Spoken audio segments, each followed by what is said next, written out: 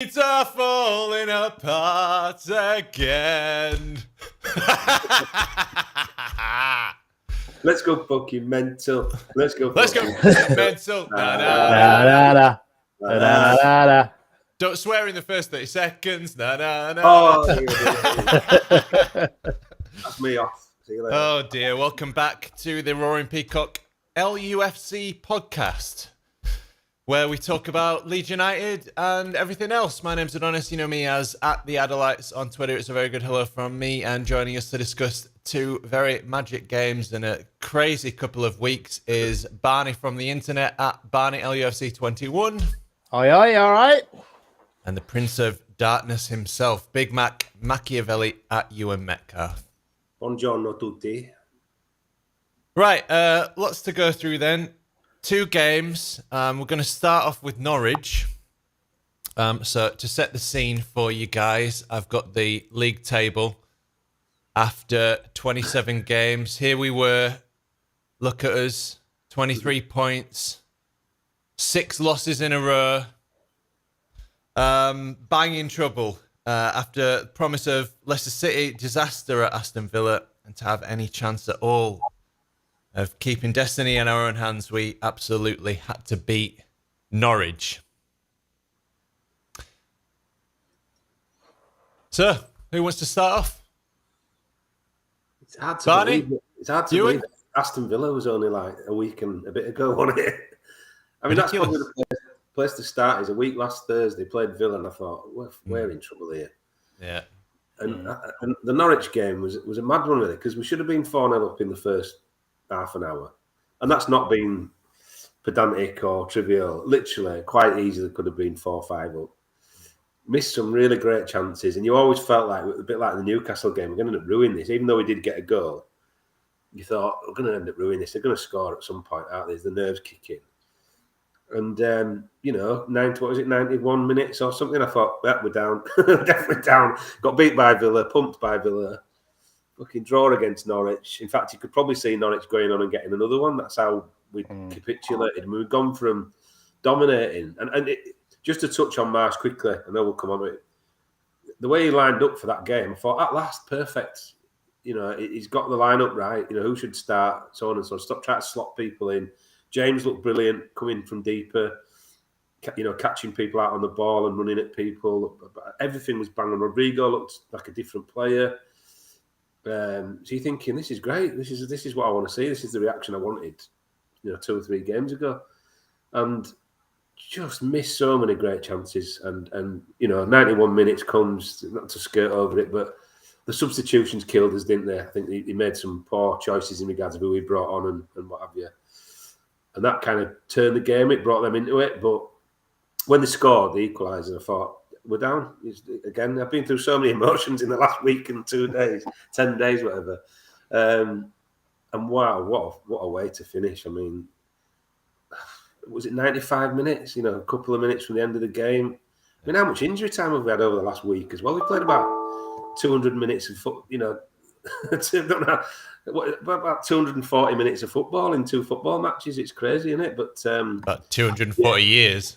Yeah, it felt like it. I definitely put on 240 years. But just a brilliant way to finish. And looking at everybody how they celebrated, all the fans, the players, the substitutes, the management team all together.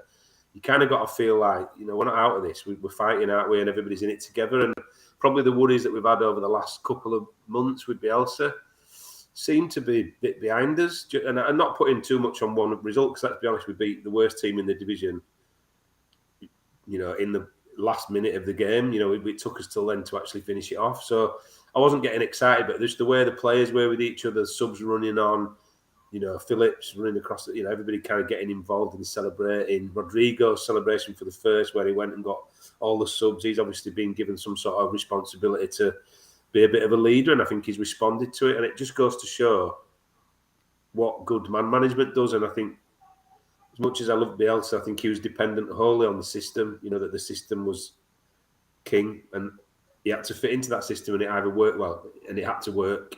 I can't imagine him, rightly or wrongly, being the best individual man manager. And I think you just started to see little glimpses of he's starting to get a tune out of people. People are starting to step up now, and that's what we need at this stage. But what a game! I mean, the excitement. I mean, how many times have we watched that collectively between us three? How many times have you watched the Joffrey goal? All the different angles and the celebrations, and the crowd view of it, and the view from the South Stand camera that Norwich had up there. I mean, absolutely amazing. What a game! And from thinking we're down to we're fine, and we'll move on to this game yesterday, but same effects really. Barney? Norwich game. I'm ever the optimist, but I was actually really, really scared for that game after experiencing the Villa game, where I haven't experienced that sort of toxicity in the ground for so long. I just felt that the players needed to prove that they were shitting themselves in this situation, the situation we were in. Like Ewan says, first half, we were absolutely all over them. We should have just finished the game off in that half. Second half, it was a little bit scrappy in places. And then when they scored, I just thought the players' heads went down and the whole crowd just went silent. And I thought, this is it. We're knackered here. And then when Joffrey scored, I actually had a moment, and I think a few other people had a moment, like in the ground, like I didn't know how to react. I felt a little bit emotional because there was literally so many emotions during that game where you thought we're going to nail it, and then all of a sudden, no, this is Leeds, we're going to draw, and then next thing, we score and we win. Just the emotions, and then after the game, I just stood there for a bit just to take it all in and just think, right, we need to reset now and calm down again, because it's just amazing what a win can do for yourself, for your mental health as well. And when you go into the new week and then you think, right, my team's won, you feel a bit more motivated as well. Yeah, after that Villa game, I remember you put out a tweet, Barnes, and you were sort of pretty despondent, I'd say. And Ewan replied like, "Oh no, not you, Barney." If he's doing that, we're in trouble, man. And it's just the absolute roller coaster. But you could see what Marsch was trying to implement against Leicester. I thought it was a change of tactics that was extremely necessary. Man marking wasn't working. It's a tactic from the 70s that has been figured out, and the implementation that other teams have done this season against us has really cost us. It just wasn't working. We absolutely had to change, and Bielsa wouldn't. And I think it was very brave from Radrizzani and whoever else was involved in that decision to get rid of Bielsa, because if it had gone wrong, and it did against Villa, and you saw it, he was just going to cop abuse, because obviously Bielsa is so loved by the city, and rightly so. And I think with Leeds fans especially, we're very, very loyal, and we're also like, you've kind of got to prove yourself a little bit. You've got to earn your respect. Not just going to take you into our hearts immediately. So I think there was a little bit of apprehension with Marsch, but you can see what he tried to do against Leicester, and then Villa, it was completely, we lost our heads completely, and we went back to trying to do this man marking thing. Yeah. And we were almost in between the two styles, and it wasn't working at all. People were completely out of position. Yeah. But then against Norwich, you've really seen it, and we'll talk about Wolves in a bit, but you didn't see Marsch's style yesterday. That was just madness, that game. But against Norwich, it was perfect, because it was like a pre-season friendly, and that's exactly what we needed. And because Norwich are the worst team, one of the worst teams I've seen come to Ellen Road for a long, long time, and they're gone. Their heads are absolutely gone. But let's go through that Norwich game then. So one thing that I loved was Rodrigo, and I think you talked about it, Ewan. He's been made part of the leadership council, and the way he sort of shrugged Dan James off, like, fuck off, see you, James, and just twatted the ball into the goal. It's something that we've been missing. We've been talking about it all season. We need somebody hungry, who's aggressive, who's just going to twat the ball into the goal. It's that simple, isn't it? I mean, sometimes during Bielsa, it was trying to score the perfect goal rather than just like Marsch has said before, and it's in his tactics, is that if there's if you're on target, just shoot, go for it. But sometimes during Bielsa, we're like, oh, we'll take an extra touch here, and then all of a sudden just failed. But I mean, the Rodrigo goal, and you could see in the last two games that he's taken on the leadership role, but he doesn't have that responsibility of the defensive side of the game with the man marking. So he's a little bit more in a free role, and you could see in the last two games why we paid that much money for him, because his little touches and the way he brings players in as well. So much more free. Yeah. They're just free. They're not constrained by these stubborn, bizarre tactics. They know exactly what they've got to do from Marsch. Marsch has gone to Harrison and gone, you need to be a son of a bitch. And I'm sure that the players didn't really know what to do under Bielsa. That Bielsa was such this like enigmatic kind of Obi-Wan Kenobi figure. And maybe they thought, oh, we've got to try and play beautiful football all the time, and we've got to try and be, paragons of virtue in this sort of great revolution in football. It's like, no, we're Leeds United. We've got to play dirty at times to get stuck in.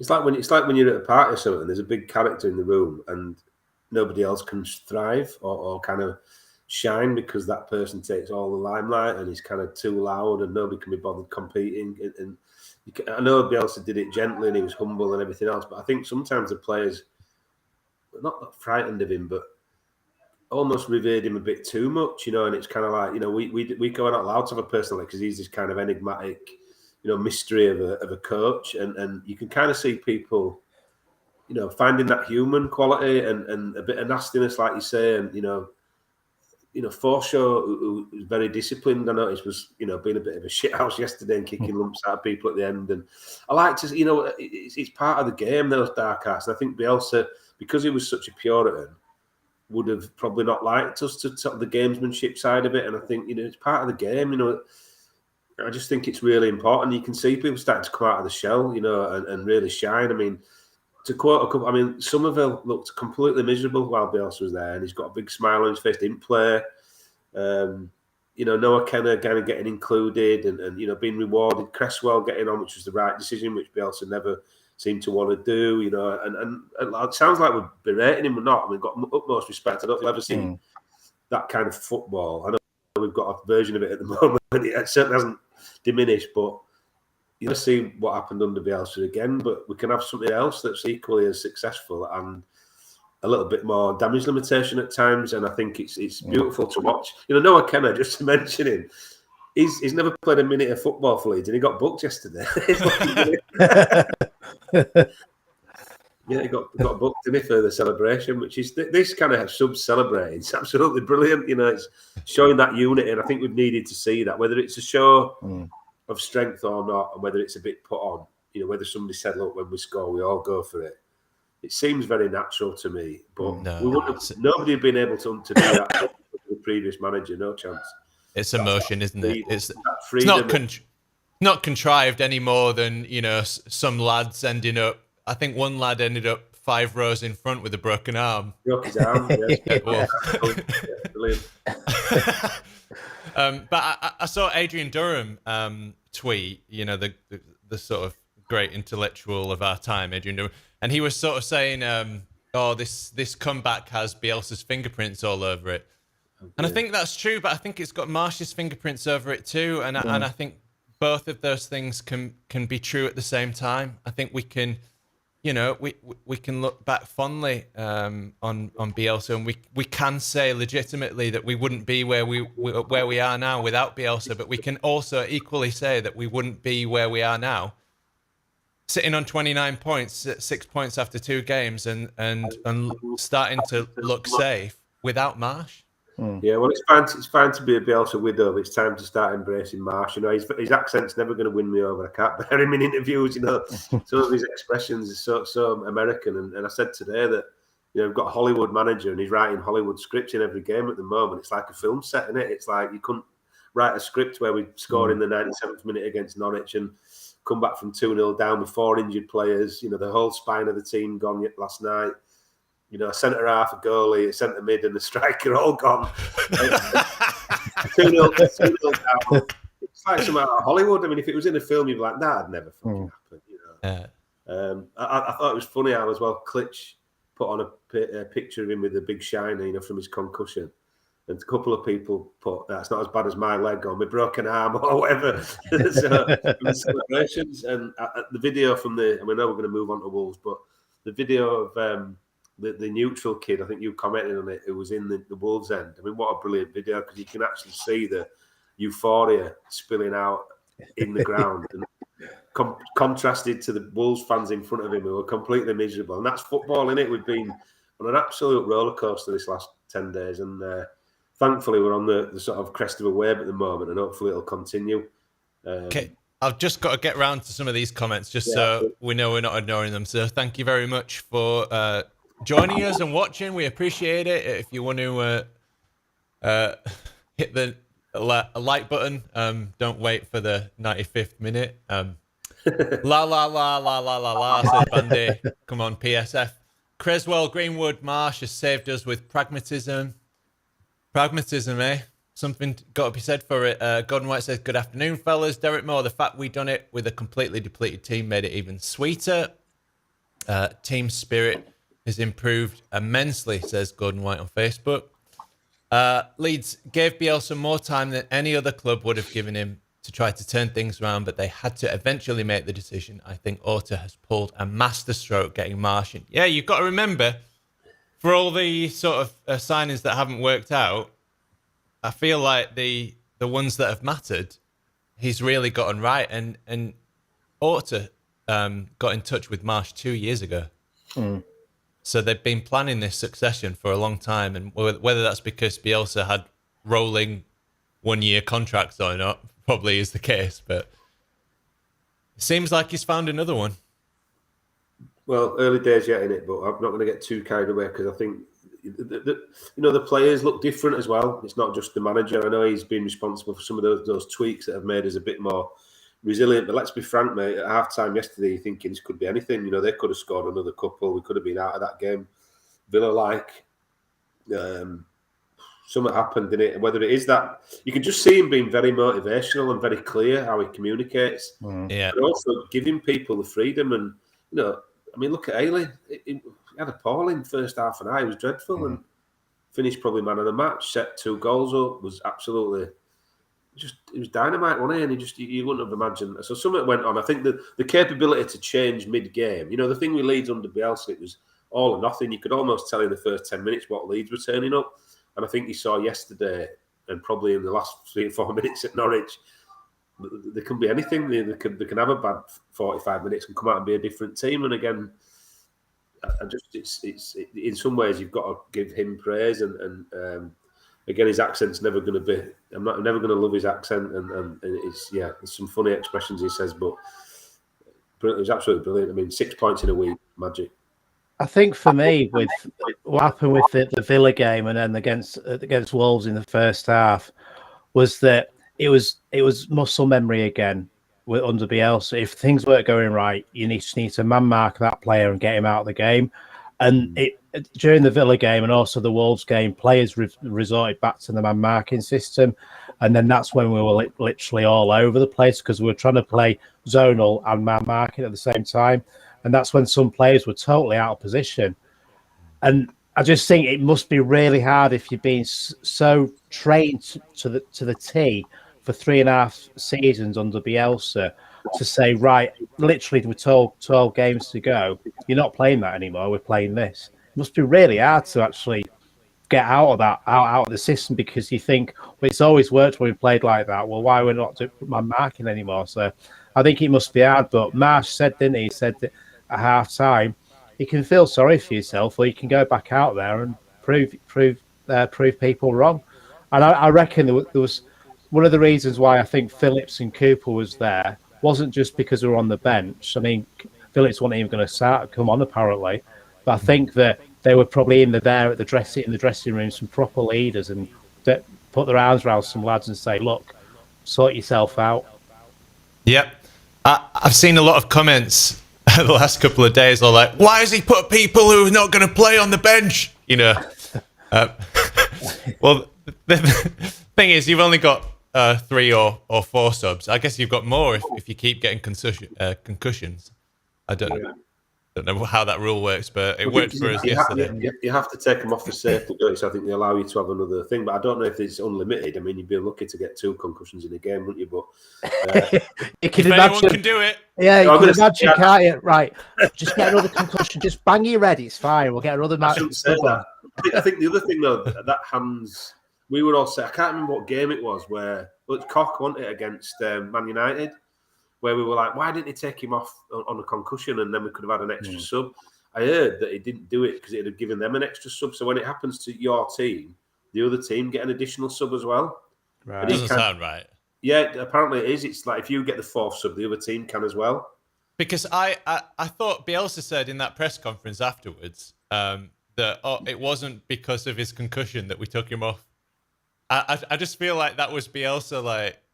Yeah, but being Bielsa, you know, like being extremely give the goal, you know, it's not a concussion, no, it's a normal substitution. Yeah, well, that's the problem in it. You know, you'd use that to your advantage, and I thought there was times where, you know, probably the Villa one's the greatest example in it. The Villa game last, you know, the promotion season when we didn't get promoted from the Championship. That's the greatest example of how he put fairness above winning. And I'll be honest with you, I'd have been like Janssen, I'd have kicked that, whatever his name was, up in air when he came through. You know, I'd have been one who was ousted out of the club for being a rebel. You know what I mean? But that was a surprise. I totally agree with you. It's just sort of the Leeds way, isn't it? Bandy, if we didn't get 3 points against Norwich, Jesse Marsch would have to leave town. Fair point. Going from a master tactician to a motivational coach seems to be a perfect progression, says Nicholas Griffin. The result proves that injuries were not the main problem with this season. In my opinion, it was the team selection, tactics, and management. I don't think the owners were brave. They should have taken the decision after the first 3 games of the season. Whoa! Oof. Brave. I think he had a bit more credit than that in the bank, to be fair, but... Yeah. I feel like... No, I wouldn't... I feel like a crowd of angry Leeds fans would have turned up at Rad's house in wherever it is, Italy or whatever. Derek Moore, I gave up at half-time. I did not expect to see what we saw in the second half. This is why we follow this club, because anything is possible. Bandit, the Norwich and Wolves games were too close for comfort. We are not out of it yet. VAR worked for us at Norwich, disallowed a pen. That was good. What else? Okay, Joffy, no look header for the winner. That's what I've got. He didn't even look, did he? He didn't even look. It's bizarre. It was like divine intervention. Well, you know what I said to you, when you're down there, you don't get a lot of luck. It looks like his luck's turned just a little bit, you know. Both at Norwich, you know, VAR got it right for the penalty, which was brilliant, but you could argue Ayling might have gone. There was a couple of VAR decisions that went our way, and we haven't had that this season, so it looks like it's just starting to get that little bit of luck, and that's what you need. You know, no team thrives purely on, you know, being, you know, the ability. You have to have a bit of luck, and it looks like we're getting a little bit back, which is great to watch, because I thought we rode our luck a bit last night at times as well. I mean, even the Norwich game, you know, they had a chance after we scored 2-1 that hit Melior's face. I mean, it's good to have got a big head like an armchair, isn't it? Yeah. I think with the mixture, when the Joffrey goal, it was literally Route 1 football, wasn't it? Kick it up. Yeah. It was literally, but we didn't have a big man up front. We had a 5'6", 19-year-old to head it on to Rafinha. But it was the mixture of the Route 1 football, but the amount of players that were running into the box. He had a couple of options, Rafinha, to pass it to. So it's like we were just saying though, Barney, about the having the shot every now and again. You know, the Rodrigo got Norwich took a deflection. You don't hit that if you're looking for the perfect goal. It never, you know, comes twice a season. You know, the point being, he hit that on instinct. It caught a deflection and went in. That's what happened. Same as Joffrey went up for that header. I'm just going to win this header. I'm going to smash this kid. I'm going to win this header, and just to make myself feel a little bit better, like Roy Keane. And then his instinct to get into the box, to get on the end of what Rafinha did. I've been his biggest critic this year. I don't think he's been at the races a lot of the time, but he was kind of back to his best, against Norwich. And talk about the perfect goal that won to Bamford. Yeah. Crossfield past the Bamford and then back in. That would have been some goal. That brilliant. I mean, I don't want to see perfect goals. I want to see those instinctive goals where you do what, when you sit and watch it in the ground, sometimes you can see passes, or on the telly, you can see passes, can't you? When they play them, sometimes you think, that's just what I want to see. Just keep it simple. It's a simple game made complicated by idiots, So I thought last night the same. I thought there were times where, the Dan James lob that kind of hit the post was very instinctive. Cox's ball to Ayling that made the space for the first goal was very instinctive. I want to see that. I'm not, the goal, the second goal against Norwich, Melier shanked it, completely shanked the ball. Joffrey wins that header. It isn't a game of precision. It's a game of millimeters and inches and a little bit of heart sometimes to get on the end of something. It was, I'm much more comfortable where we are now, to be honest. And let's be frank, we always said it. 6 points in a week's huge for us, isn't it? I think we probably only need 36 to stay up. I don't think the bottom three are getting more than 35, or the top team in the bottom three. Norwich probably won't get more than 20. So. Yeah. Mark Edison, glad Adonis has got normal hair again. Yes, well, yeah. And he says, hey up, Barney. Barney says, long live Bielsa. Marsch will motivate the players, keep everyone on board. Think he's a very intelligent football manager. Always Bielsa, always Leeds, no choice, says Paul. Rodrigo has defo benefited from Marsch. Looks a £27 million player in the last 2 matches. And Sweaty Bollocks says, hit that thumbs up, lads. Definitely. Oh, dear. Okay, yeah. I feel like Melier didn't even flinch when it hit him in the face. It just sort of bounced off that. It's like that meme where all the sausages go into that girl's face, isn't it? Well, it's like Rocky IV when is it Creed hits the Russian and he doesn't flinch. Mark says I break you. It allows the opposition another sub, so there you go. I know my shit. Just call me Stats. Right. Taking that off Wiggy now. No, he's the man. Okay. I'm hearing myself, Big Mac. I'm hearing myself. Oh, no. It's better now. Okay, let's move on to Wolves then. What a crazy game. Here is the timeline. We actually lost Rafinha before the game. Yep. Phillips was never going to play, so you can add him as well. Bamford injured 23 minutes. Wolves score. Bamford in tears on the bench. Wolves score minutes later. Seems about right. Llorente injured. Click injured. 9 minutes injury into injury time, and then Wolves score again. Ridiculous. First bit of luck, you could say, but I mean, he should have been off in the first half for that ridiculous challenge, and then he also dived, didn't he? For their goal, their second goal. I mean, they never touched him. Strike. He got booked for it. I mean, standard of officiating and VAR is it's appalling. Right. Yeah. And you've got all these salty Wolves fans complaining, well, should have been off anyway, and Dallas was injured. I think Moutinho should have been off too. I thought he should have gone for that. That challenge is very similar to what Cooper did against Man City, who got a straight red. So again, it's a consistency, isn't it? On another day, we'd be apoplectic again about the officiating, but you get these sort of bizarre tweets from Wolves fans complaining. It's just ridiculous. And this game for me shows exactly what we're up against. We're up against luck. We're up against just in general injuries. We're up against refereeing decisions. Everything that could, I mean, even the first goal, Ayling hits the post, and then the second one gets cleared off the line. It's like this is how hard we have to work to even just score one goal. We just don't make it easy, do we? That's Leeds. It's always going to be that way. Just resign yourself to it. It's the hope that kills you. When you think we might go and beat somebody 4-0 and it'll be easy, that's when you start. It does you nothing. But what a fucking bonkers game of football, man! It was like, it's nuts football, isn't it? I mean, it's brilliant and heartbreaking all at once. And the way it was a funny one yesterday because I had loads going on and I didn't watch the first half. You can put it down to me actually that we came back because it all went wrong when I watched it. And as soon as I switched on, it all turned around. So I didn't really watch the first half. I thought I'd finally get to sit and watch the second half. Almost, I think I had a bit of hope that if we got the goal, I hadn't seen how poorly we'd played. I saw little glimpses in the first half and we did look bad.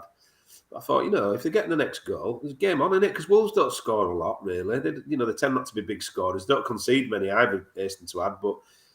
And just the second half was just absolutely nuts game of football. I mean, as soon as Klaassen comes on, you're thinking, here we go. I mean, I've seen him at under 23s and he's not made me think, he's not filled me with confidence. And he was brilliant. And I said to my little boy, my lads were both watching him on the bed last night on the iPad and, they said, Klaassen's got. I said, well, sometimes you just rise like Paul Robinson did, when Martin was out. That was a massive, risky, Barcelona, wasn't it? Yeah, and he rose to the occasion, and I think Klaassen did the same. Cresswell was absolutely fucking immense. I mean, how they put a foot wrong, and you know what?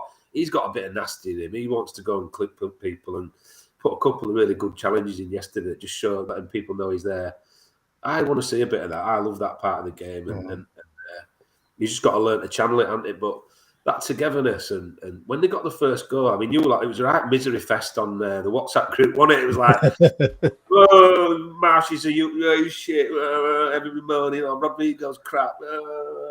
And I was like, calm down, lads. And when they got that, I was like, game on.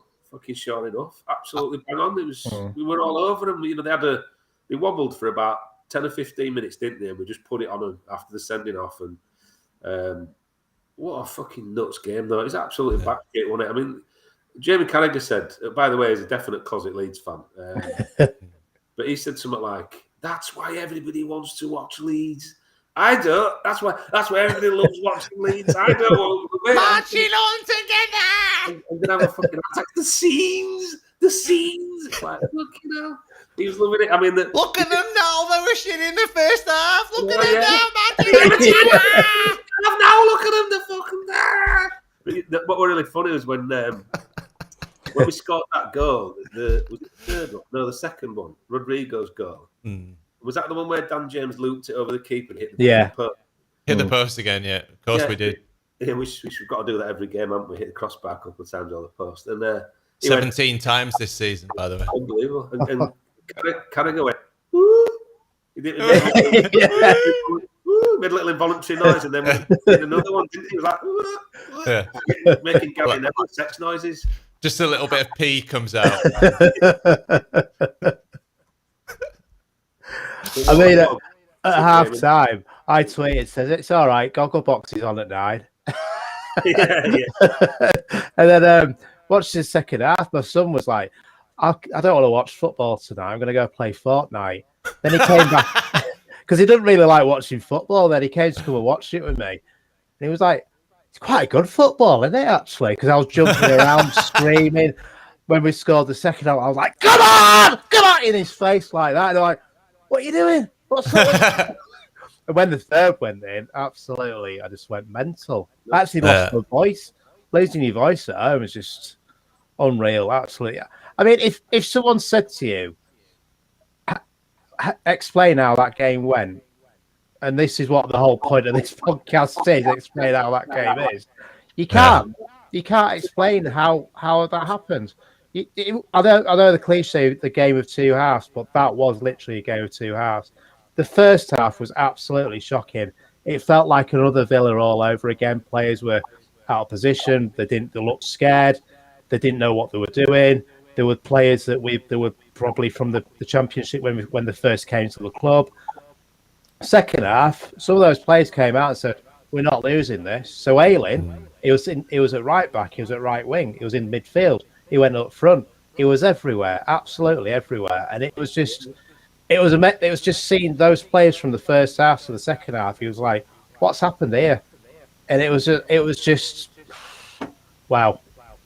Yeah, they were in the tunnel before the game, and I just thought, oh dear, because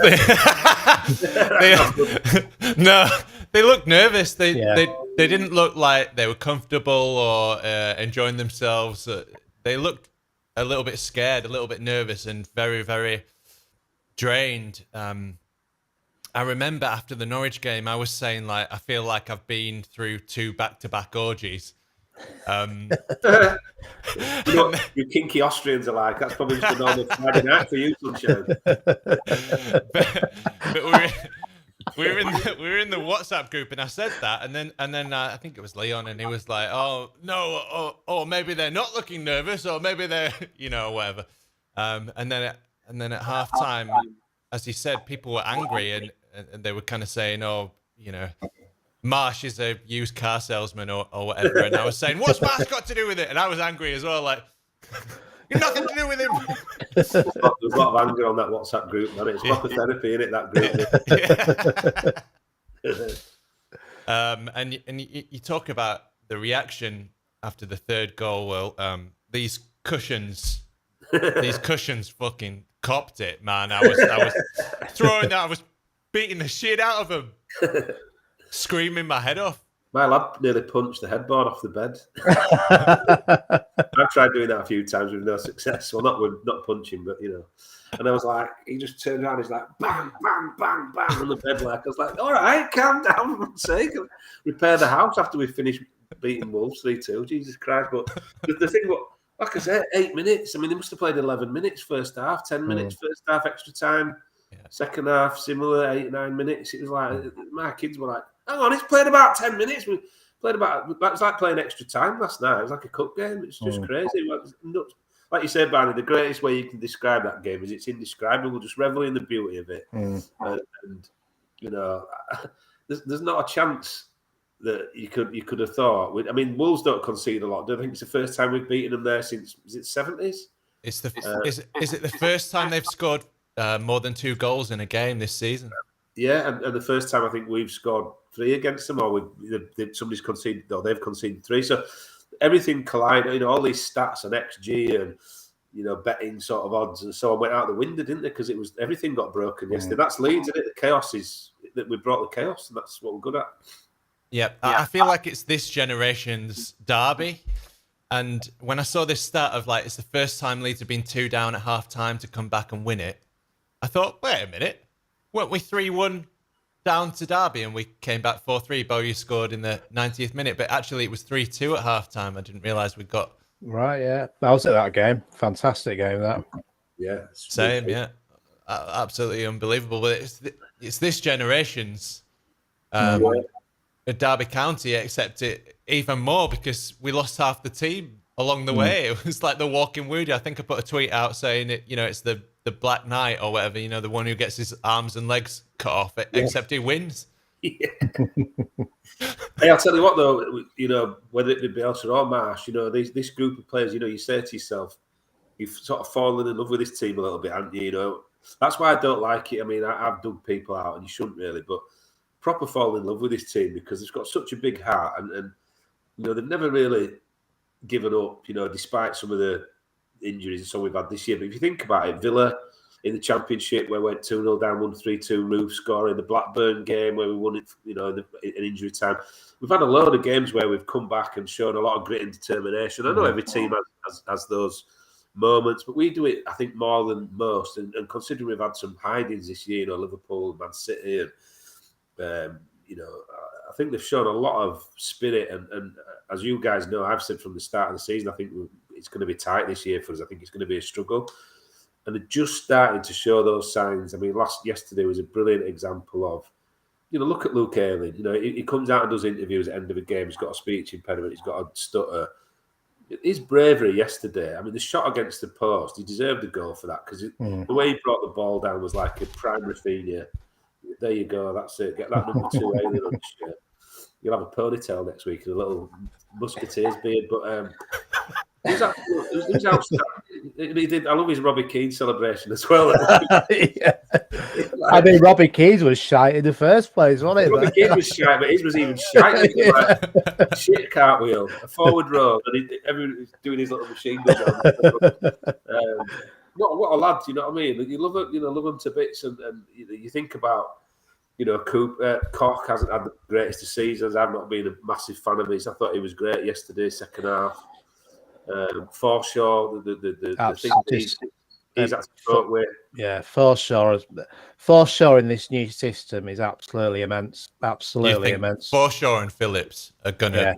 I mean, but Click has been again. He's got pelters off people this year. Yeah, I would say playing out of position. I would say not a great component in a man marking system, but since he's gone into that sort of double, central midfield role with Forshaw, he looked like a different player. I know they did, first half wasn't great yesterday, but he's looked good over the last few games. Rodrigo, I mean, the transformation in him is ridiculous. The effort he's putting in, the closing down, getting other players at it. That's what you want to see. If you go down with that, if you whimper out like we were doing, and you go down, you're absolutely distraught. But if you show some arse and start fighting and give the fans what they want, just the odd tackle here and there, like Rodrigo put one in against Norwich, didn't he, where the whole crowd got behind him and he started getting the crowd going, and that's what you want to see. That's what football's all about, and that's why Phillips is on the bench, because he's your cheerleader, and he's the one. Look at when Bamford came off, absolutely distraught, bless him, and it was the one who put his arm around his shoulder. Cooper was the one who, Phillips was there to console him. They're your leaders out there, whether they're on the pitch or not. It's a masterstroke by Jesse Marsch to have him at the side of the pitch. Full stop. Masterstroke. It felt at the time where, again, Leeds were hated last night because at times we were shithousing. And unfortunately, I know the purest of all, we love Bielsa and how it was so pure. We need to be honest with ourselves. But sometimes in this league, you need to be a bit of a shithouse to get what you want. And I mean, the Wolves are a prime example of that. If it's not going their way, I'll just go down and waste a few minutes and then just reset yourself. And that's what we were doing. We did that against Norwich. There was one.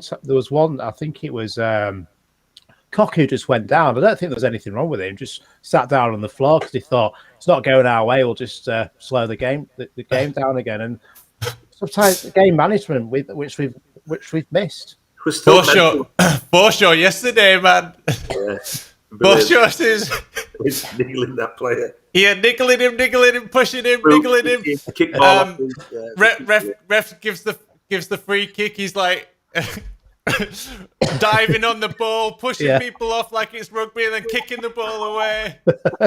Yeah, there was they actually kicked the Wolves player, didn't they? And then got the ball, ran into midfield. Oh, I can't go anywhere. Someone will touch me, fall over, and then the Wolves fans were incensed by it. I thought, I like that. Absolute shithouses then. The worst at it. And you know what was funny though? Ayling, he got the ball, Ayling. There was a throw-in. We won a throw-in. He won it really well, actually. Played it off somebody. And you're just going, fucking slow down now, right? We've just gone 3-2 up. He's fucking throwing ball down the line again. Let's go again. It's like, we don't need to win 4-2. 3-2 will do, lads. It's like, they nearly gave the ball away then and they managed to get away with it and broke again. I mean, listen, they're brave as all. And unfortunately, we are going to get them games when it doesn't quite come off or it doesn't quite run for us. But you can't fault the bravery. And let's be honest, they needed, Norwich a draw last night even. Even with a win and a draw last night, doesn't take us away like we wanted to do. So to get 2 wins, that's brave. To go for that third goal, having been 2-0 down, not settle for the 2-2, that's some bravery, that. And to apply it as well, they sort of, when they got the 2-2, they went to sleep, didn't they? I know Carragher was saying that it looked like Wolves might score. They're much more controlled in play. And did he say it like that though? Or was it more like, need like subtitles, but he was saying that Wolves had played better. Leeds had dropped off. Well, it's obvious you've just scrapped your way back, having had 4 changes in the team to get to 2-2. They were going to have to clock off for a bit, but my God, did they put it right? And did you see Bolly for their second goal? He was like one of them Living Dead, where he was just walking around the box that way. If you watch the goal back, watch Bolly. It's hilarious. It's like it's like we've fucking lobotomized him. He's just walking around. Going, oh, oh. It's like we made really, good defenders like him and Cody just look completely out of depth, and Cody was distraught. I quite like him as a lad, actually. I noticed that when Forshaw was kicking lumps out of that plate middle of the field, obviously both scouts out him and Cody. Him and Cody were laughing at each other on the halfway line. So, yeah, God bless them, man. It was superb. It was such a great experience to watch a comeback like that. And after the week we've had with Norwich, it's like, was Norwich not enough? It's like it's part two. We're going to come back from 2-0 down and scoring. Yeah, we asked for it. We asked for it after Villa. We said, where is the spirit of Villa and Blackburn? And bloody hell, there it is. It's definitely back. Yeah. And even more kind of important at the time, even more emotional, because we needed it. We were in such a bad position. I mean, I showed the table before. There it is. After 27 games, 23 points. I mean, that didn't look good. And now 29 points. Absolutely fantastic. And you've got this 538 predicting us to get 37 points. So not quite 1 point from the next 8 games. But we've got quite an easy run in. And I do feel like we're safe. And Chris Baldwin has said that too. Leeds are safe now, needs 6 points maximum. Click look like Phantom of the Opera. I can't get through to all of your comments, but Lee Smith says, afternoon, what a boring game that was. Nicholas Griffin, teams like Arsenal and Wolves are clearly backhanding the refs. Gordon White, apparently this is the first time we've beaten Wolves in the top flight since 1973. Yeah. Gordon applying to be our stats man. Yeah, there you go. There's a vacancy. I was texting mate about the game saying 3 off injured already, just as Melier had to go off. 4 injuries inside 60 minutes. Nuts. And that was, Rafinha with COVID before the game. And that's not a bad thing, though, is it? Because he'll miss Brazil now. That's not a bad thing for us. That might have worked in our favour if Llorente and Melier possibly as well can get back fit and don't go travelling, probably not going to work out too bad for us, that is it. When everybody else comes knackered, we'll have a full squad ready to go. And that's the thing for me, is the international break now. Phillips haven't been picked for England as well. Yeah, and exactly. I think Phillips, Marsch will have a proper 2 weeks with the team rather than, because he's been saying a lot of it's been video unless I can't say the word. Analyst. Analyst, yeah. Yeah. But now he'll be actually on the pitch with them and explaining his vision and how we want to play. So the last 2 games we can see what Marsch ball is all about. So in a way, with a hybrid of Bielsa ball in there as well. But I think these next 2 weeks is going to be ideal for us. Like you say, with players coming back as well. The thing is, with the Bielsa thing, I know we've talked about it a lot, and it's hard to get out your head, isn't it? But the players, you don't forget a good teacher, do you? So you don't forget what they've taught you. So the players are always going to have, like every player who's ever played for Bielsa, that kind of mentality, that kind of belief, that kind of culture in the way that they play. I think you saw that last night in the second half. I mean, that was pure Bielsa ball, wasn't it?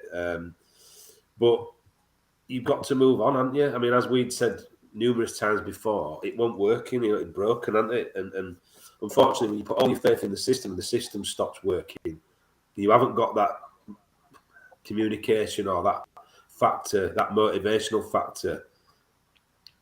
You're struggling, aren't you? You're knocking, and I think we started to see that, and we're starting to see a different. But they'll never stop playing like they did last night. I don't think we're always going to have that. We're certainly with this group of players. So best of both worlds would be good, where we can defend a bit and not go man to man at times. And I thought they did really well at 3-2, because I think like my lads were watching it. I was the same. I thought they could score again. We could do with another one, really, because I reckon they'll probably score. And I think we kept them pretty much at a distance. I know Carson made a couple of good saves. A couple of things went straight at him rather than either side, which could have been different. But I thought we kept them to a minimum of good, clear-cut chances. So they're showing that they've got those minerals to be able to sort of defend that, keep a lead which we didn't seem to be able to do, this season at all. Yeah, I have to say, as much as we're talking about Marsch ball, Barney, I think the plan kind of went out the window yesterday, and it was really more about heart. So I do think that these 2 weeks will be absolutely crucial into implementing some of those different styles that he likes, because we absolutely need to. But what you were talking about before, Bielsa's training style is drilling and repetition until you do it automatically, and they've had 3 years of that, so it isn't going to be, and he's not even had a pre-season. It's just been 2.5 weeks of absolute madness. And what an introduction for Jesse Marsch as well. Like, welcome to Leeds. I mean, he's going to be an old man by the end of the season.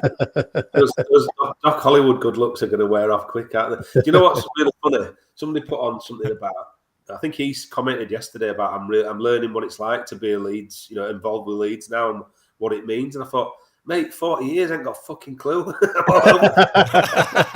all over the shop. I've been doing it 40 years and I still don't know what it's like to be late. I can't get my head around games like last night. I'm still all over the shop, you know what I mean? He's done well to slot in that quick. No, you never get used to it. You absolutely don't. But the madness, the absolute madness, and he's sort of in the center of it. And you saw that photo of him against Norwich, and I saw somebody tweet like, "He's not worth it, Jesse." That was funny. I kicked off on the bench last night, didn't it? Did you see Phillips offering somebody down the tunnel? Yeah. Go on, Pips, lad. Yeah, and then Click was like that to the Wolves bench as well. He was doing his crying, wasn't he? Yeah. Phillips was like, "Come on, down the tunnel, and me and you."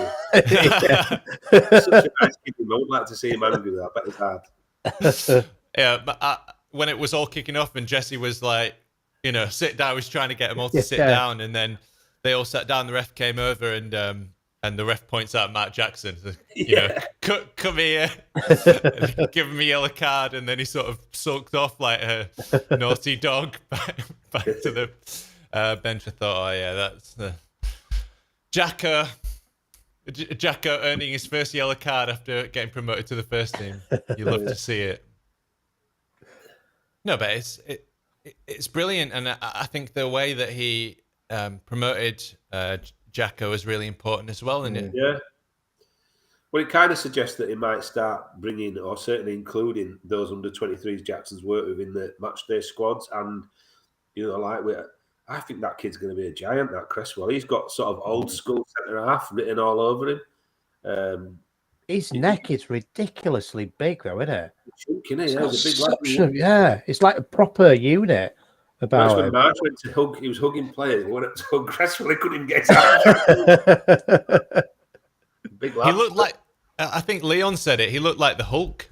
But he really did. There's this one picture. See if I can find it. His positioning is absolutely class, right, for a kid. And I'll tell you what else is really good. He moved the defence up about 10 feet. 10 yards, sorry. He was dictating where people were going. He kind of, because I like Stroik, but Stroik's quite a quiet sort of player, isn't he? And the thing with him was he was talking all game. He's almost like Cooper's been teaching him how to marshal the defence, because he was at it all game, like communicating. And yeah, that's the picture, man. It's class, isn't it? It looks like the Hulk. He does. I need to turn him green or something. Yeah, you do. Yeah, there you go, mate. That's it. That's the job for this weekend. But you can tell he's obviously got those leadership qualities. He's been captain in the under-23s for a couple of years now. Great, man. He looks organised. He knows exactly what his job is. He goes in hard. I think he tackle of the night yesterday when he got the yellow card for it. Quality. I think he got a bit of the ball too, but got a lot of the man. A lot more of the man. Yeah. Good on him. That's what I want to see. Yeah, that lad will be looking over his shoulder every time he gets a pass now. So that's what it's all about. If you watch the videos on the app when they do the community stuff, they're starting to use the under-23s a lot. And Creswell's always there, and he speaks really well. I know it sounds a bit of a cliche, but he speaks beyond his years, and he seems quite grounded lad as well. And there was Leeds one lad of, as well, isn't he? one of the under-23s was in the crowd as well, wasn't he? Yeah. Born in Preston, actually. Preston. Oh, was it? Yeah. Well, there you go. I don't care where he's born. It's like Kevin Sinfield's born in Oldham, but he's always Leeds to me. Do you know what I mean? And he'll be if he plays like that, Cresswell. He'll be there at the Marshall in defence for years to come. He almost looks like a natural replacement for Cooper, doesn't he? So when we're constantly berating Radrizzani, let's buy somebody, let's get another. You can kind of look at Cresswell and think he's the next Cooper, isn't he? He's going to be that leader, club captain. Not getting ahead of ourselves, he's played a few minutes, but yeah, he's got all the qualities, hasn't he, to be brilliant. Grew up in York, apparently. I was going to say, I thought he was from York. In the youth, joined the youth team in 2013, so he's been there nearly 10 years now. Yeah, but yeah, you just tell. I mean, I remember the first game Ben White played. You just thought, oh, we've got to play here. Yeah, he looks miles ahead of Janssen. And I remember tweeting that and getting absolute pelters for it.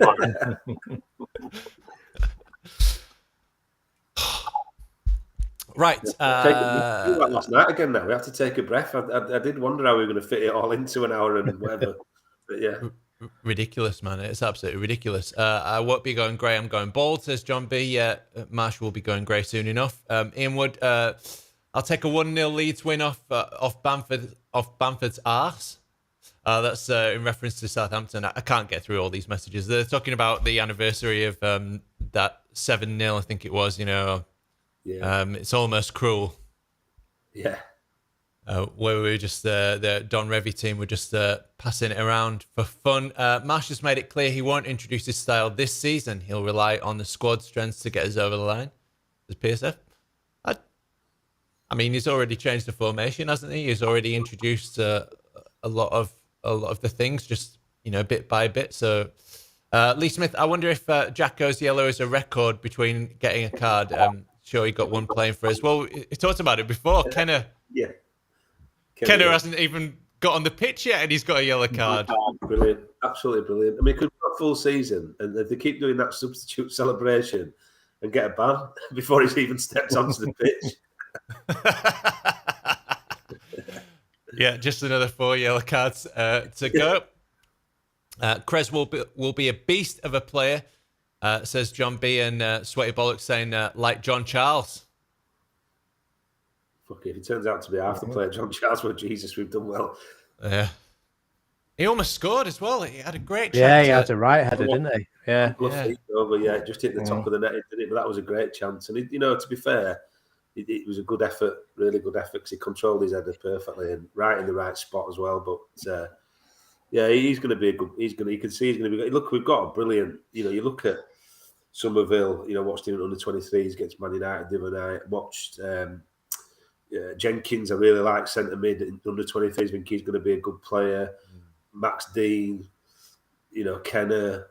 Lewis Bate. What's the guy said the centre half, not Mershon. Anyway, Lewis Bate, exactly. Joffe. Fucking hell, people who are giving Radrizzani and people shit. Yeah, need to just take a look at themselves because they're bringing through. Yeah, Orta as well. I mean, I think Orta's a funny character in it. I could see him being a bit Marmite, but the work they've done to try and get what we had probably under like O'Leary, where we've got this pipeline of young people coming through. They talked about Leicester model. That's kind of what Leicester have done it slightly differently, but bringing through the Chilwells and people that come through the sort of system and move them on for big money, and then bring 2 or 3 players in. They've definitely done it, and anybody who's giving them a hard time probably don't live in the real world, because not only have we got some signed some shit, don't get me wrong, but not only have we got some great first team players that you love, but we've got some fantastic kids coming through, kids that look like they're gonna. You sometimes get kids coming through, you think they're not really going to make it. They'll play half a dozen games one season and then drop down to Championship and then be in League One in 6 years. But you kind of think people. I like Bate. I think Cresswell. Joffe obviously got a really good bloody spine of a team in 5 years' time there, haven't they? I think a lot of people were saying a bit of a parallel connection between Wilco and Bielsa towards the end of their 10 years, and Wilco never had the chance to have the youth that he was bringing up through Thorpe Arch, and maybe that's going to be the same with Bielsa, with some of the youth that's going to come through. Maybe Marsch is going to benefit from why that youth wasn't straight into the first team, and why Bielsa was nurturing them ready for the first team. Yeah, definitely, and that change of styles as well. You know, George Graham and O'Leary played extremely different football, and same with Bielsa and Marsch. I think it's very, very different zonal compared to, you know, marking the space rather than marking the man. But what I wanted to say about Marsch is, what I like most about what he's done is he hasn't tried to reset. He hasn't tried to break them all down, wipe everything and start again. You know, in the same way that, you know, when Clough came in, he was like, take all your pots and pans and medals because you haven't done it fairly. You know, yeah. When you try and build somebody up in your own image, you've got to break them down first. Sort of make them question everything that they've ever learned, and he hasn't done that. Marsch, he's tried to take the absolute best that Bielsa brought, and make some small adjustments, and bring a whole lot of love and motivation and energy to them. I think he's done an absolutely fantastic job. Yeah, agreed. He speaks so well as well. I know a lot of people say, well, he's American, it's all speak, but when you listen to him, and it was very much when you listen to Bielsa in press conferences, you were like really engaged with what Bielsa was saying.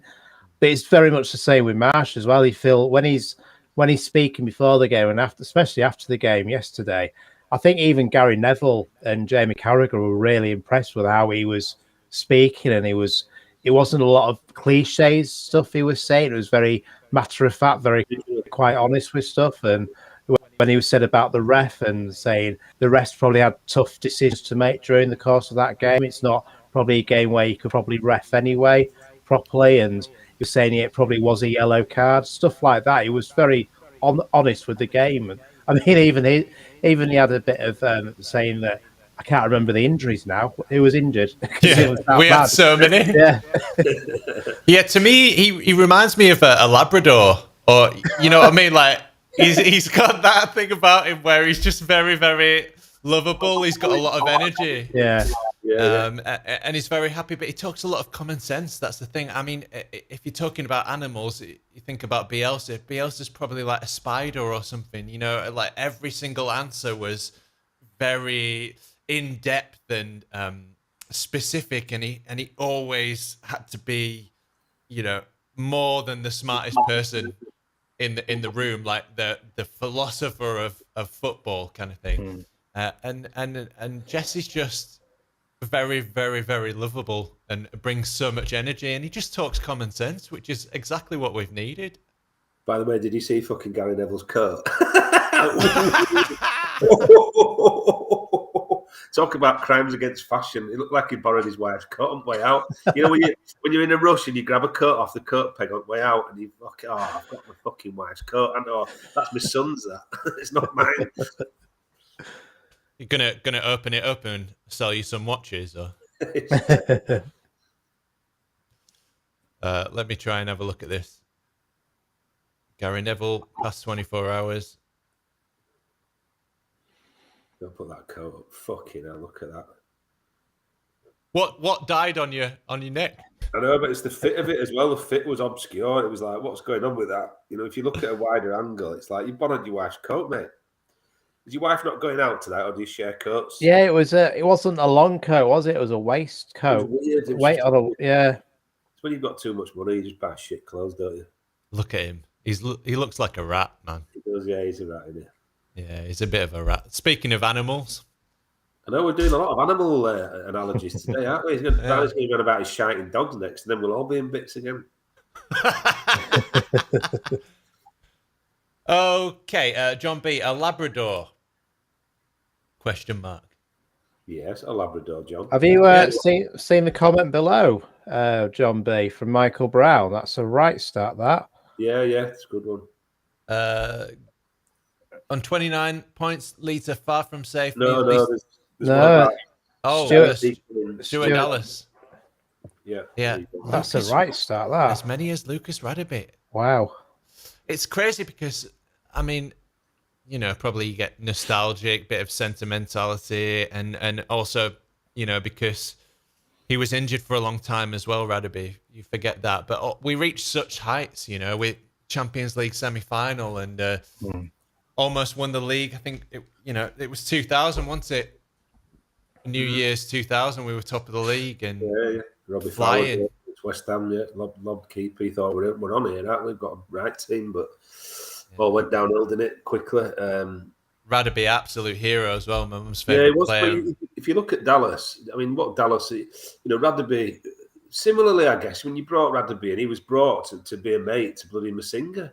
They kind of brought him to keep Masinga company, and you think, what a character have you got to have? What kind of minerals have you got to have? Nutrients have you got to have to go from being somebody's companion to becoming an absolute legend at the club? And I think Dallas is similar in as much nobody was really excited when he was brought in. It was like a bit of a kind of journeyman, not a journeyman, but like it's disrespectful to him. But you weren't like bowled over by that signing, and he's just gone on and he's had dips, in form where is he a right back, is he a right winger, is he, where does he play? And he literally got, certainly last season and at times this season, he can play just about anywhere. I mean, what a servant to the club. And do you know the Norwich game? Did you see that when he celebrated the goal and he was punching the floor and he got up? Did he dig somebody on the bench? Have you seen that? Oh, no. What? No, I was in my head thinking about Masinga and Radebe and thinking how they'd had a falling out. I think they got into a fight as well on the pitch once. Right. And when Leeds came to buy Masinga, he said, I'm not coming unless you get this lad as well, sort of thing. So that was bizarre as well, to go from kind of enemies to saying, no, we need this guy, and I'm not coming. He was actually bought to be a midfielder. He was a central midfielder for Kaiser Chiefs, and he got that knee injury. And when the first couple of games back, because they had a full midfield, they played him at centre half or like sweeper almost, and he made that position his own, didn't he? But yeah, Dallas, when we scored against Norwich to win it, he went on the floor, left back, right in front of the bench, on the floor, punching the ground. Gets up, a kid grabs him from behind, Leeds, backroom staff, whatever, and it looked like he just turned around and went, boom, give him one like. The clip of it, you'll have to look at it, man. It's weird because when sometimes you're excited and you get a bit exuberant, and you kind of like give somebody a bit of a bang, or it looked like he gives somebody a clip, like you almost get a bit too excited. Did you see Cox's face last night as well when that kid grabbed him around the neck and he was like, oh. Yeah, he was like, I don't want to be here anymore. Yeah. I'm quite excited now. I need to go back onto where I belong on the green dance spot. Funny, I got picked up from my wife after the Norwich game, and Cocker just left as well at the same time. So we're on the M62, and you can tell it's a footballer because every footballer, it seems like Leeds players, have a black Merc 4x4. Right. Is it the Space Wagons or something they're called? And I said, I bet that's the Leeds player in that car. And I said, just slow down, because I'd had a few and I was in passenger. Doesn't sound like you, bad. Yeah. And I put the window down. It was Cock driving, and I went, "Why not? Go on!" And he was like, "Yeah." Quickly went off the junction. Then how many blues did you have in car this time, Barney? Not on this time, unfortunately. Every time we get in Barney's car, his missus has got loads of balloons. It's like she still goes to parties every Sunday. Rob had to squeeze his car with balloons. That would be it. Anyway. Bandy, Charlie Creswell will be known as the Hulk from this day until his last day. Let's not forget Bate, says Lee Smith. When are we going to see Bate playing again, says John B. I think it was he injured? Yeah. Against Scum. Mark Edison makes me laugh how Scum are linked with Creswell. Fuck off, will he go there? Chris Baldwin. Yelday looks quality as well. Yeah. And he should be back after the break too. Agreed. Chris Baldwin, the future is potentially looking very bright. And Nicholas Griffin says, unless you have super rich owners, you have to do it progressively and grow talent. You've got to do it both ways now. Unless, like I say, unless you've got that kind of owner, then you've got to do it. And you know what? It's the whole culture behind that under 23s, and that again, you can put some of that down to Bielsa, that and the fact that they've invested in it and got the category A facility, and it's a whole movement, and it's not easy to do it either. So, well done to the people that have put that in place, because when Hilda's stepped in, he's looked brilliant. Cresswell's come in and looked brilliant. I really like Bay. I think he's going to be really good. Joffrey, we're not bringing him on and them just filling a space. I think they're kind of winning games for us. Like Joffrey last week. Cresswell, I thought was immense last night. Clarkson, who I've really had issues with in the under-23 games I've watched, was immense. Made two really good saves. It was solid. His handling was good. I mean, somebody said there it was a poor. I think it was Gary Neville, or it might have been Carragher, said poor punch from the keeper when he came out and cleaned Thingy out and Bolly out. It was a brilliant punch. He got his hand to it and he cleaned the centre half out. Big lad as well, Bolly. And he looked like a different player. So, like I say, sometimes you just come into that first team, you rise to the challenge. And I thought we're bringing players through who've got the capabilities to make it. Not just be a bit part or a fleeting moment of greatness. They could go on and be stars. I think also as well, I think people forget that the under-23s, it's not just about bringing those players into the first team. Not all those 23s will become regulars in the first team for Leeds United, but it's about making them a better player, going on to another team, maybe another Premier League team, maybe a Championship team, maybe a League One team. But if you put those clauses in contracts, so when they do start to improve in those leagues, in League One, Championship, to go up to the Premier League, that's where you start making your money. And I think that's one of the things that, dare I say, Chelsea, that their youth system, one of the reasons why they have a successful youth system is that they actually make a lot of profit by selling their youth players off as well to the other teams. So Chelsea, man, the team they could have had, man. The Chelsea's, I mean, they had Declan Rice, they had De Bruyne, they had Salah. Yeah, there's loads in there.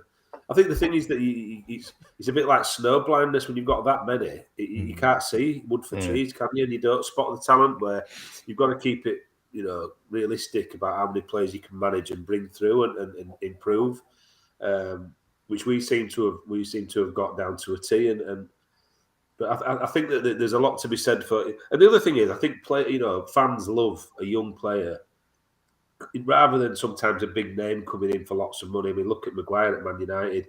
There's nothing. It doesn't guarantee you anything spending 80 mil on it. I mean, Leicester must be fucking pissing themselves, to be honest. I mean, they've had Man U's pants down with him. Well, they got a new training ground for it, didn't they? That's what they got. There you go. I mean, you look at some of the players that kind of we're bringing through, and you think that are going to be successful in this team. And you're right, Barney. Absolutely bang on. I've always criticised. That I've said it to you, Doni, before. We never seem to be brutal or kind of mercenary enough to get money for players. We let people leave on frees. We kind of have a clear out. You stuck with paying, Robbie Fowler's wages when he's back at Liverpool. There's all these stories, horror stories about us paying wages because we can't shift people on. We've got to get better in that department about when the number of young players who've left Leeds who've gone on to have decent careers. We've never got the right money for them. Look at Kewell. Look at, what's his name? Who went to Tottenham, Aaron Lennon, Paul Robinson, Casper Schmeichel. Delphhausen. We never get the right money for them. You've got to be savvy. It's like almost like, they're no longer in the good books here, or somebody's come in for them. Well, demand a price. I mean, Schmeichel's a brilliant example of, what did we get for him? 2 mil? I don't think it was even that, was it? I think it was $1 million. Wasn't it 1 mil? Yeah. I think we paid 500 grand for him and got maybe double the price over the time he was with us. He was obviously a very good keeper at that level. He's gone on to win a league title. He's probably first name on the team sheet at Leicester, or certainly was before this season. I know he's had a bit of a poor season by his standards, but as much as he's an absolute knobhead, how did we not get fucking 5, 6, 8 million for him? It's crazy. Crazy. Undisclosed fee. Yeah, that means we've been bummed, that. Translation is we've been ripped off. It's that bad we daren't even put it in print. Schmeichel said that moving to Leeds was the wrong move for him, particularly because he was made to feel unwelcome at the club because of his father's history. Shut up, you prick. Fucking multi-millionaire footballer. Fucking grow a set, you cunt. Excuse my French. By the way, that's not French, by the way. And while we're speaking about youth players, I just want to say, don't forget Cody Drama, who's putting in man of the match performances week in, week out for Cardiff.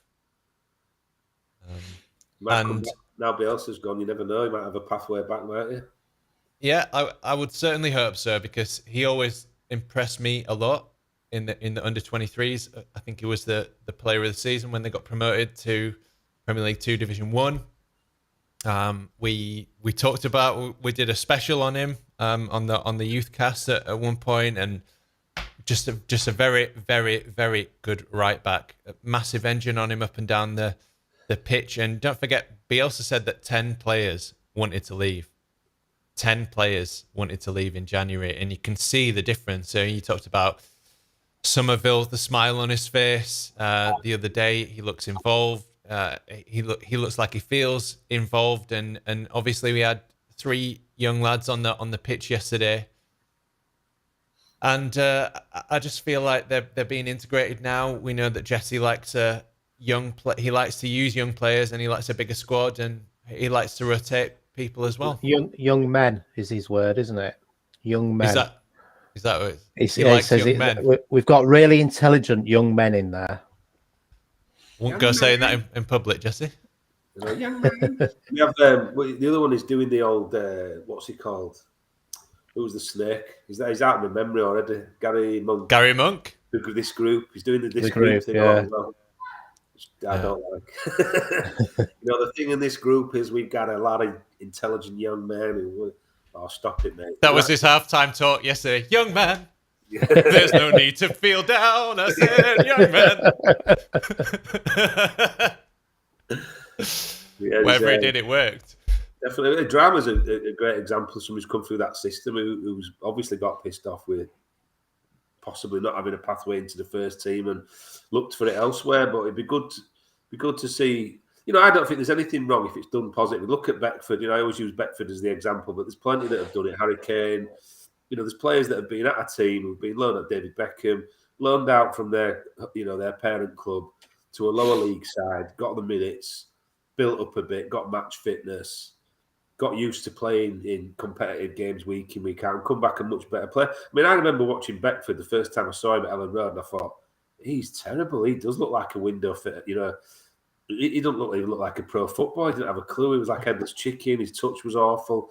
You went to Scunthorpe. You were watching highlights of him scoring great goals, dropped down a couple of levels, came back, and what a player, So you've got to allow people. It's like, it's a massive confidence game, football, and you get your confidence playing probably under your level, playing against teams where you can lord it a bit and get your swagger, and then you come back with that inbuilt and go on and kick on in the league that you're supposed to play in. And Beckford's a great example, but let's hope Drama. I've heard people say, he's playing in the Championship, though it's a different level.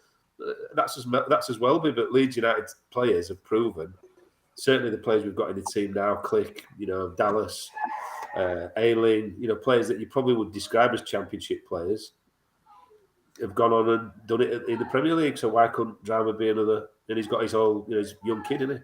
We've been saying it all season, though, Ewan. Why are we not playing players in their position? And you saw it yesterday. We've been playing Ayling as a centre-back, or Bielsa was. Yeah. And look at how well Charlie Creswell played yesterday and how well Luke Ayling played in his position. And you just think, if he'd have just played Creswell as a centre-back and Ayling at right-back, all those times when he was trying to fit and change everybody around, I don't think we'd be anywhere near the position. Well, look at Drama. Drama, though, they've been sat there thinking, no disrespect. I know what it's like to, play at a decent level and watch a competitor in a position get injured. You feel sorry for them. You say, "Oh, sorry, mate."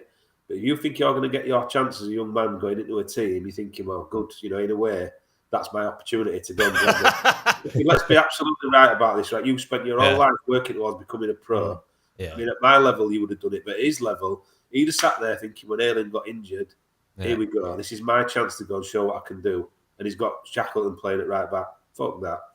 No wonder he got pissed off. You know, let's be honest. I'd have been saying, you know, you will sit there thinking, right, he's going to play a centre midfielder who's no good at right back rather than me. You know, Cresswell would have sat and watched and thought, he's playing Ayling who's not a centre half rather than me. That's a lack of trust, isn't it? Let's be absolutely honest. A lack of trust. Sorry. Sweaty Pollux here. LUFC.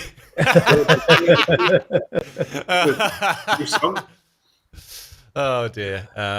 To the tune of YMCA, obviously. Sorry. That tickled me. Speaking of what you're drinking, I'll have some of whatever Big Matt is drinking. What are you drinking, Ewan? Oh, it's just apple juice, that. Is it? Well, shit, it's got head on it. Fucking hell, that's funny apple juice, isn't it? Yeah. I told the missus to get me. I said, get me an apple juice. Seems to have got me. What it is, right? I'm the opposite to Samson, right? So I'm proper with a blade. I've shaved myself. I wouldn't say all over. Done a bit of manscaping. I've shaved my beard and my head completely.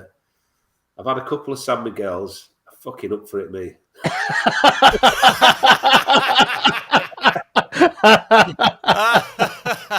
I'm going to be that guy on that meme or that video walking down my street. Who wants it? Who wants it? What a difference, eh? What a difference winning makes it. Can you imagine this podcast if we'd have lost? No. We would have done it. He was about to get us all together like this week. I'd probably be drinking bleach or something. Arsenic cocktail. Yeah. Okay. Do you think it will be a great reset?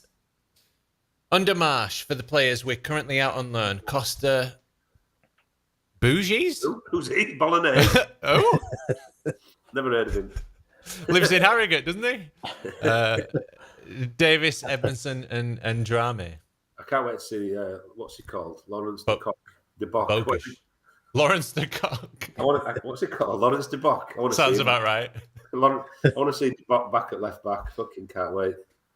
Oh, what's his name? Kassim Boy. He's still around. What's him? No, it's just he's gone finally. Yeah. Oh, jeez, it took long. Yeah. Lawrence de Bock. There you go, Jesse. Do something with that. Yeah. Waiting magic. Good luck. Hey, I'm a football coach, not fucking Paul Daniels, man. Leif Davis, I think. Yeah. Cody Drama. I don't see anything with Costa. Bogus, maybe. He's played well in Serie B, but I mean, how good is? You can't really tell. How old is he? Is he 21? Is he? Maybe another. Last time I checked, though, it's probably 2 years ago. Maybe another loan. Maybe another loan out, possibly, because I remember when we signed him, and Click said he was going to be one of the best Polish exports, wasn't he? And he said he's better than me. Yeah. So maybe another loan. I don't know. 20. He's 20. There you go. What a gig being loaned out to bloody Ibiza these though. Wow, what a gig that is. Yeah. You wouldn't come back, would you? No, man, I'd be in Passion every night. That'd be my football career over. I'd be in, Cafe Del Mar. You finally get through to him at 4 a.m. Hello? Yeah. You know you're playing tomorrow. What? The football? Oh, for the football! Yeah! I can just imagine, like, we used to run a team from the Shoulder and Mutton, which was a notorious pub in Leeds, and we had a couple of really lively lads played for us, right, who used to go out every Saturday night. And we once rung them up. We were supposed to meet at the pub at like 10 o'clock, whatever, for a game. And we once rung up and said, "Where are you?" We said, "Oh, we're in Sonny's," which was like a Blues in Chapeltown. And we had to go pick them up. They both had blue lips. They were like hallucinating. You should imagine bogus. We're meeting to go. We're playing Castellon away today. You know that, don't you? You'll have to pick me up. Where are you? Oh, I'm in Cafe Del Mar. We haven't been home yet. Can you bring me boots and my shin pads?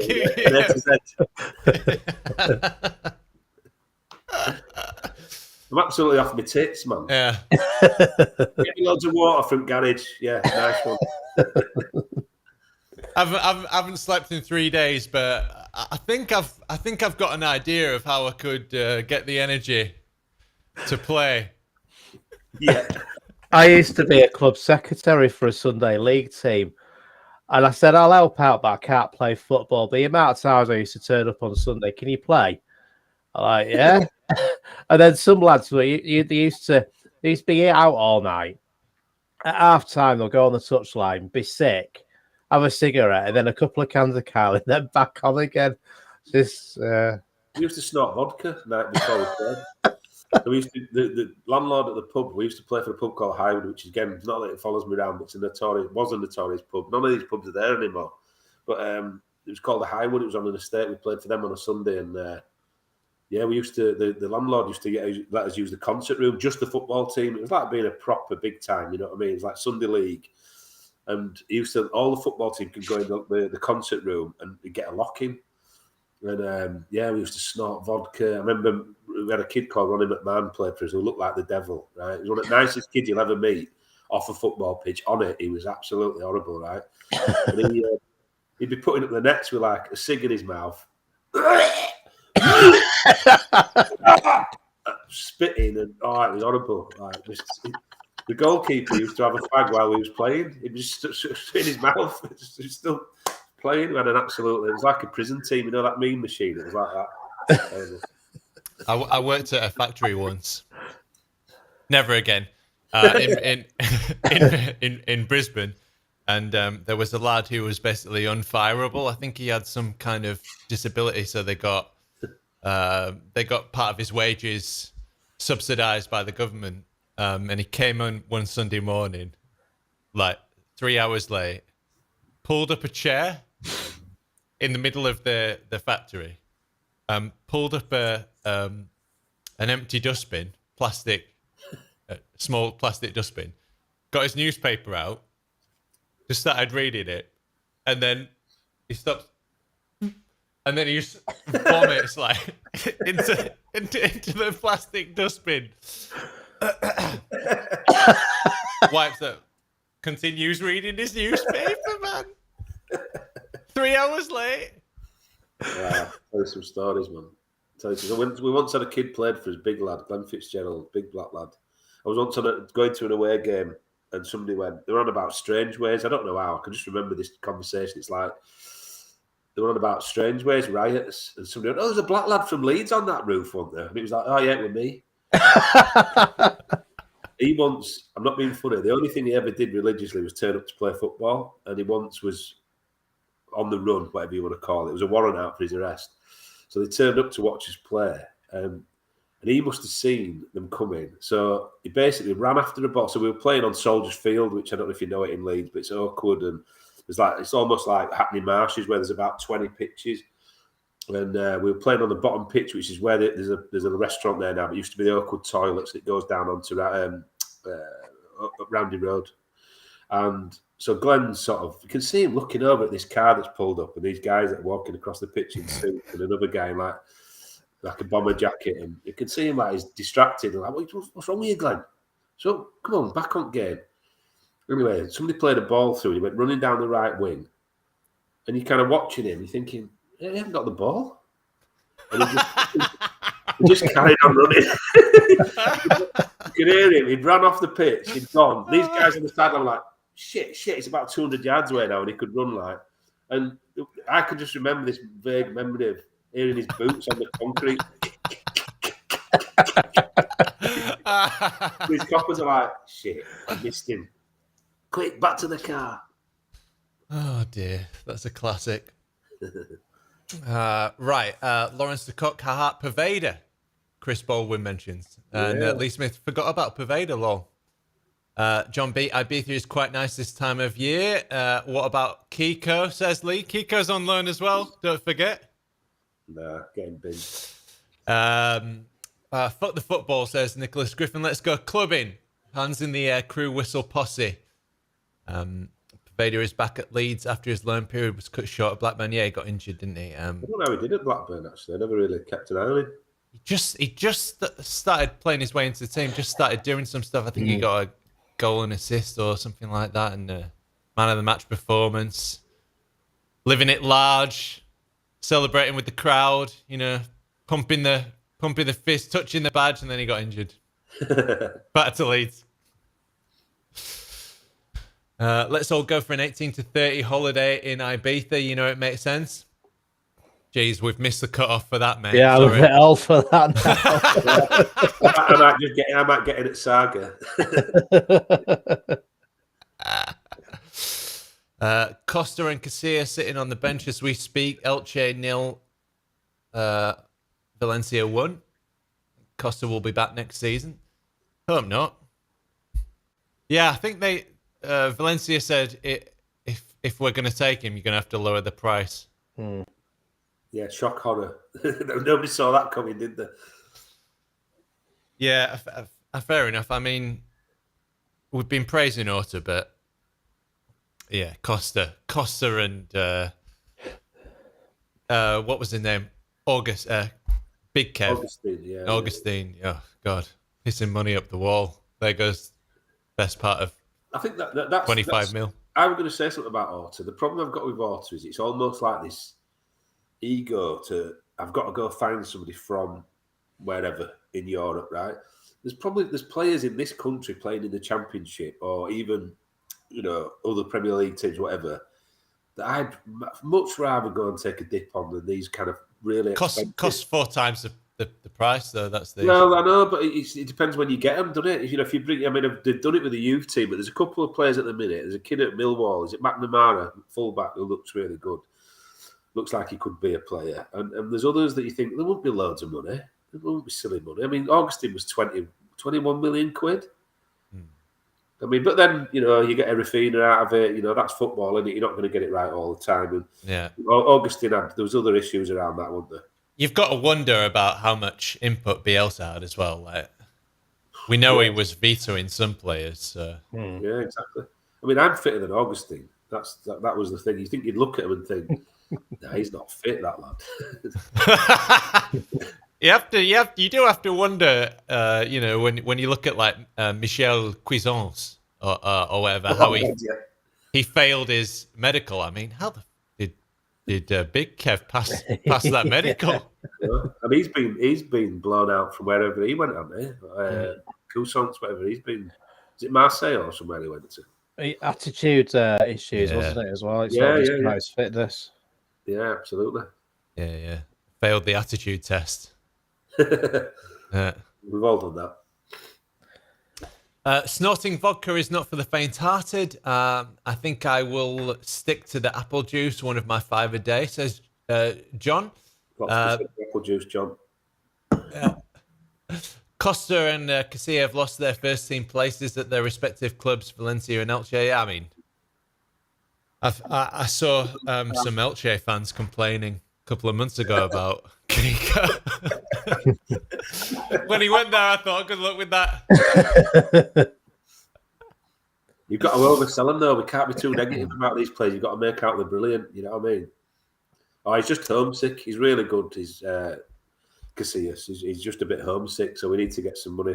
Don't tell him he's shit. It's the worst sales line in the world, Yeah, and Otto wears dark glasses for a reason, says Chris. I mean, yeah, you can tell he's very passionate, can't you? How he was crying at the end after Norwich. I mean, I was. Yeah. To be fair, nobody took pictures of me and told me I was passionate. They just said, "Grow up." It's only right. I feel like we've reached the limit, or I'm getting to the end of. I don't think I can talk for more than an hour and a half without having to lie down for the next 4 hours. Yeah, my kids will be knocking lumps out of each other in a minute, so I probably haven't got much longer. No. If you're new to us, please subscribe wherever you get your podcasts or to our YouTube channel and follow us on Facebook. Tell all your friends about us and tattoo the Roaring Peacock logo onto your forehead. Anus. Right. All right, yeah, fine. How many people are going to see that, though, compared to the forehead? Yeah, true. There might be a few asses that watches us. You'd need a few people watching your ass. Yeah. World War III seems to have been delayed. I've sort of calmed down a bit about that now. It's international break, though, isn't it? That's true. In 2 weeks' time, it'll all kick off again. Well, I hope not. Bloody hell. Russia's just waiting for the weapons from China out of there. Right, yeah. They have to The sort international out, clearance. Yeah, international clearance. Amazon have to deliver it for them. It's like everything else that comes from China. It'll be shit anyway. They'll fall to bits in 5 minutes. Yeah, they get it off. Get it off Wish. Yeah. I've ordered this cruise missile, but it's come. It's a box of Tupperware. And it's shite. The lids don't fit properly. Russia rolling in plastic tanks. Yeah. They've got off Wish. Yeah. Like when you buy those. Oh, I bought a chest of drawers off Wish the other day, and it was you know how much it was? £2. And it comes and it's a doll's house chest of drawers. Classic. Adonis, missing your vlogs, watching Leeds games. Will you do any more with your other half? She's at the farm. Pardon? She's been at the farm. She works on a farm. I'm not calling her a cow. Love you, Nora. I was going to say I thought she was very quiet today. Yeah. She works on a farm at the weekend. So, it really depends on. To be honest, I'm kind of glad that I don't have to do content 24/7, and sometimes I can just sort of relax and I want to do it for everybody. But we'll just see how it goes. To be honest, I love doing these, and the first season that we did the podcast, I was sort of like, Bielsa style, trying to put out 15 podcasts a week and running myself into an early grave, and we're a bit more relaxed about it now. And we've got bloody day jobs now. When it was in lockdown, it was easy, wasn't it? It was like the weekly get together, but now it's like, Jesus Christ, got to slot in between everything else we've got on. So we're busy people, aren't we? Yeah, it's true, and we got lives outside of football as well. I know some people it's their whole lives kind of thing, and YouTube as well. We just try and have fun with it, and see us when you see us. Well, it was always the intention to make it feel a bit like, especially during lockdown, that it was going to be like the pub. You missed going to the pub, you missed going to the football, so it was a bit of football chat in the pub. I'm the only one who's carried on the afternoon drinking mentality. Will not surprise anybody that listens to this regularly. But we'll do it when we do it, and we will do it again when she comes back, and especially when there's some midweek games. Really, just depends. When Putin went crazy, I was sort of considering moving to Australia as soon as possible. But now it's quieting down a bit. You never know. We might move to Leeds. So it really just depends on world affairs and events and what's going to happen, basically. Wi-Fi's shit in Australia, mate. You can't move there. You just move to countries that sound like Austria.